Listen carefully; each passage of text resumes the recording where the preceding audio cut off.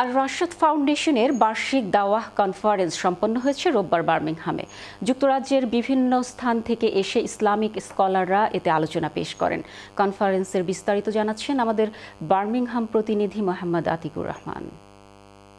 ইসলামের সুমহান শিক্ষা এবং কুরআন ও সুন্নাভিত্তিক জীবন গড়ার তাগিদ তৈরি করতে হবে এদেশে বেড়ে ওঠা নবপ্রজন্মের মাঝে। তাদেরকে ইসলামের প্রকৃত শিক্ষা দিতে পারলে তবেই তারা ইসলামের সৌন্দর্য দেখতে পাবে।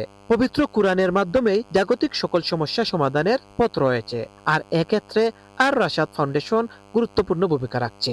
বার্মিংহামে আর রাশাদ ফাউন্ডেশনের উদ্যোগে বার্ষিক দাওয়া কনফারেন্সে বক্তারা একথা বলেছেন।